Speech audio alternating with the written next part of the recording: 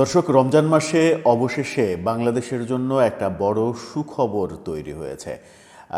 এই মুহূর্তে এমনও হতে পারে, জনতা ইচ্ছা করলে মাইকিং করতে পারেন সুখবর সুখবর সুখবর, দারুণ সুখবর।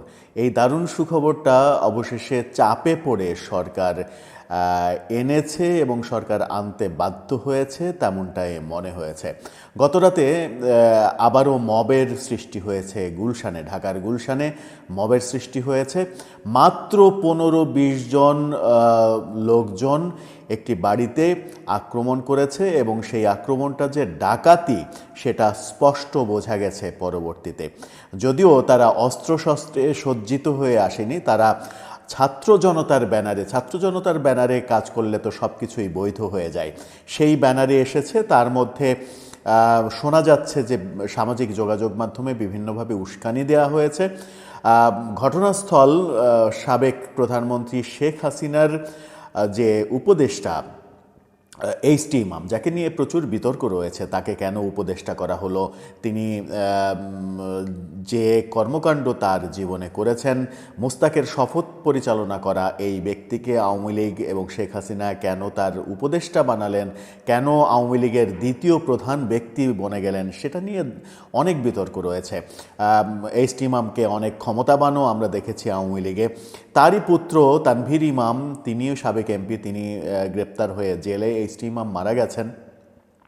তানভীর ইমামের বাড়ি মনে করে একটা বাড়িতে আক্রমণ করা হলো এবং সেখানে মবের সৃষ্টি করা হলো। আদতে কি ঘটলো? তারপরে পুলিশ প্রথমের দিকে নিষ্ক্রিয় থাকলেও বিভিন্ন চাপে শেষ পর্যন্ত পুলিশ কি করলো, কি ঘটনা ঘটছে, এবং এই ঘটনা যে সুখবরের কথা বলছি, সেই সুখবরটা যদি আগের মবগুলোতে তৈরি করা হতো তাহলে এত মব তৈরি হতো কিনা বাংলাদেশে, সেই প্রশ্নও সামনে এসে যায়। সেই আলোচনাই করবো এই ভিডিওতে। থাকবেন পলিটিক্স টিভির নিয়মিত আয়োজনে।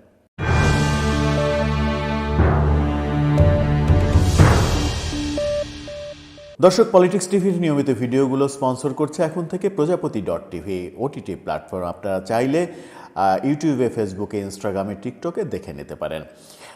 চলে যাই মূল ভিডিওতে। বলছিলাম গতরাতে গুলশানে মবের কথা। এইচটি ইমামের পুত্র তানভীর ইমামের বাসা বলে যে বাসাতে আক্রমণ করা হয়েছে গুলশানে আমরা জানি খুবই সেন্সিটিভ এলাকা, বিদেশি কূটনীতিকরা এই এলাকায় থাকেন। সেখানে এরকম একটা ঘটনা ঘটছে, পুলিশ আসছে না, পুলিশকে ফোন দেওয়া হচ্ছে, অনেক পরে রাত 12টার দিকে পুলিশ সেনাবাহিনী আসছে, সেরকম ঘটনা আমরা দেখেছি প্রথম দিকে। কিন্তু মজার ব্যাপার হচ্ছে যে এই প্রথম বাংলাদেশের গণমাধ্যমকে মবের বিরুদ্ধে প্রশ্নবাণে বিদ্ধ করতে দেখা গেল। যারা মব সৃষ্টি করেছে তাদেরকে প্রশ্ন করা হলো, আপনাদের কি অধিকার আছে কারো বাড়িতে তল্লাশি করার, কারো বাড়িতে হামলা করার? আমরা তল্লাশির নামে যেটা দেখলাম, লুটপাট দেখলাম, বাড়ির দরজা ভেঙে লুটপাট করা হয়েছে, যার যা ইচ্ছা সে তাই নিয়ে গেছে। এবং সেখানে অনেক পরে পুলিশ এসেছে। পুলিশ বলেছে তাদের কাছে এই বাড়ি সম্পর্কে আগে থেকে কোনো ইনফরমেশন ছিল না। তাদের কাছে একটা ইনফরমেশন গিয়েছে যে এই বাড়িতে কারা হামলা করেছে। সেই ইনফরমেশন অনুযায়ী তারা প্রথমে টহল টিম পাঠিয়েছে, তারপরে অফিসাররা এসেছে। অর্থাৎ পুলিশ কিছুই জানতো না, পুলিশকে জানানোও হয়নি। অথচ যারা হামলাকারী তাদের পক্ষ থেকে খুবই বারবার বলা হচ্ছিল তারা গুলশান থানাকে জানিয়েছে, তারা সেনাবাহিনীকে জানিয়েছে, তারা মিডিয়াকে জানিয়েছে। কেউ যখন সাড়া দেয়নি তখন তারা আক্রমণ করেছে। এই আক্রমণ করার অধিকার তাদেরকে কে দিল, সেটা একটা বড় প্রশ্ন। এই ঘটনায় 3 জনকে অ্যারেস্ট করা হয়েছে এবং পুলিশের পক্ষ থেকে জানানো হয়েছে এই 3 জনকে অ্যারেস্ট করে তাদেরকে আদালতেও সোপর্দ করা হয়েছে। এই 3 জনকে অ্যারেস্ট করাটাই আমি প্রথমে বলেছি সুখবর। বাংলাদেশের জন্য প্রথম, এই সরকারের আমলে যদি প্রথম কোনো সুখবর আসে আইন শৃঙ্খলা পরিস্থিতি উন্নয়নের জন্য, তাহলে এটা একটা প্রথম পদক্ষেপ। যদিও এটা যে সরকার খুব একটা সহজভাবে করেছে সেটা বলা যাবে না।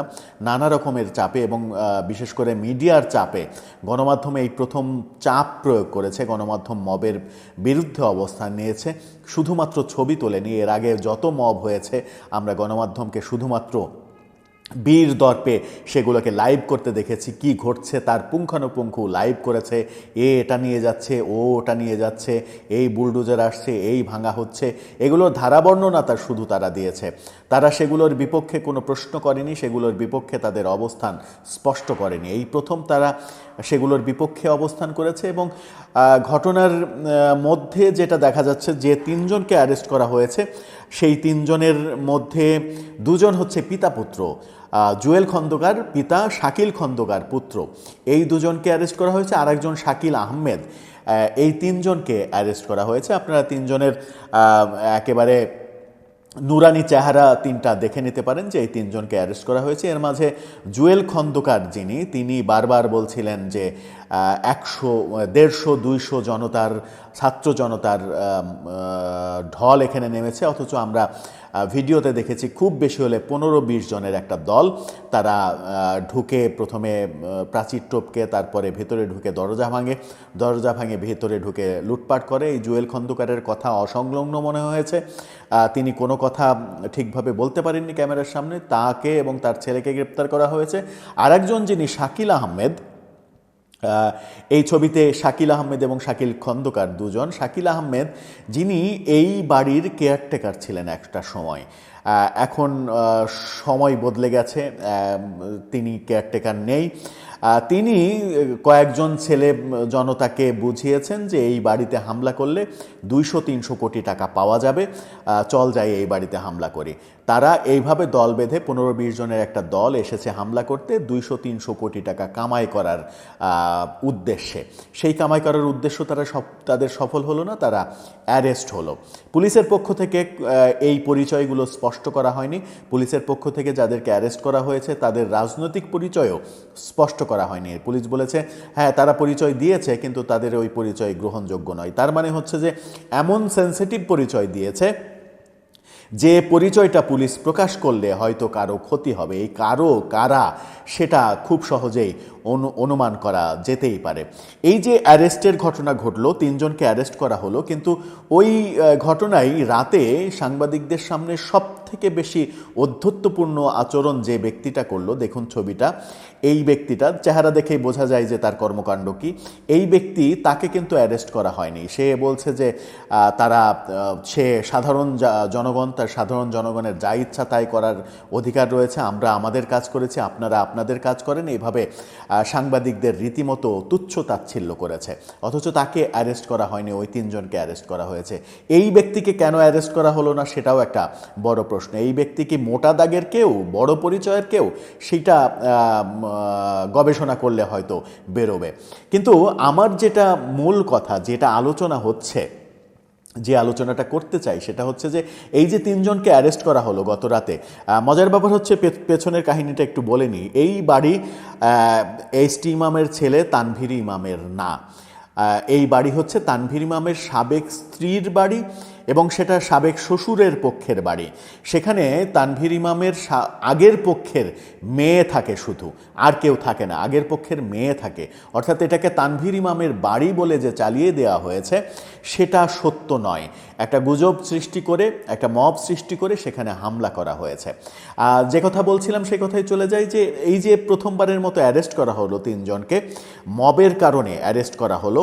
এই ঘটনা যদি এর আগে হতো, গাজীপুরে আকম মোজাম্মেলের বাড়িতে যারা আক্রমণ করেছে তাদের যদি অ্যারেস্ট করা হতো, 32 নম্বরে যারা আক্রমণ করেছে তাদেরকে অ্যারেস্ট করা হতো, 32 নম্বর হামলা করার জন্য যারা ফেসবুকে ইন্ধন জুগিয়েছে, যেসব সমন্বয়করা ফেসবুকে স্ট্যাটাস দিয়ে 32 আক্রমণ করতে বলেছে, যে সকল উপদেষ্টা ফেসবুকে স্ট্যাটাস দিয়েছেন যে আজকে রাতে উৎসব হবে, তাদেরকে যদি উপদেষ্টা থেকে সরিয়ে দেওয়া হতো, তাদেরকে যদি গ্রেপ্তার করা হতো, তাহলে কিন্তু এই মব বেশি দূর এগোতে পারতো না।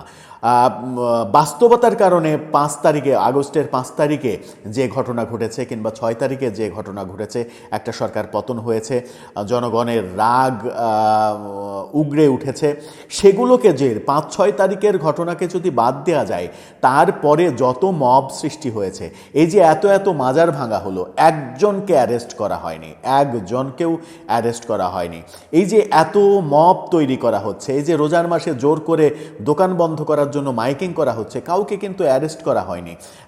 বাংলাদেশের সংবিধানে, বাংলাদেশের আইনে এটা কিন্তু কোথাও নেই যে আপনি কারো দোকান জোর করে বন্ধ করে দেবেন এবং হুমকি দেবেন যে দোকান যদি বন্ধ করা না হয় তাহলে দোকান ভেঙে ফেলা হবে। এই মব কিন্তু চলতেই থাকতো না যদি এরকম অ্যারেস্টের ঘটনা ঘটতো এবং আইনশৃঙ্খলা বাহিনী যদি শক্ত অবস্থান নিত। এর আগে সরকার ঠিক পথে থাকেনি। আশা করছি সরকার এবারে যে পদক্ষেপটা নিয়েছে, 3 জনকে অ্যারেস্ট করেছে, আশা করছি তাদেরকে সঠিক বিচারের মুখোমুখি করা হবে এবং তার মাধ্যমে বাংলাদেশে মবের সংস্কৃতি বন্ধ হবে। মবের সংস্কৃতি যদি বন্ধ না হয় বাংলাদেশে, তাহলে সরকারের জন্য সেটা মারাত্মক ক্ষতির হবে, সেটা খুব সহজেই অনুমান করা যায় এবং সেটা বোধহয় সরকার অনুমান করেই এবার মবের এগেনস্টে তারা পদক্ষেপ গ্রহণ করলো। এখন দেখার বিষয় এই পদক্ষেপটা ধারাবাহিকভাবে থাকে নাকি শুধুমাত্র একটা ভুল জায়গায় আক্রমণ করেছে বলেই তাদেরকে অ্যারেস্ট করে আইওয়াশ করার মধ্যে সীমাবদ্ধ থাকে। দর্শক, আপনার মতামত জানিয়ে লিখতে পারেন আমাদের কমেন্ট বক্সে।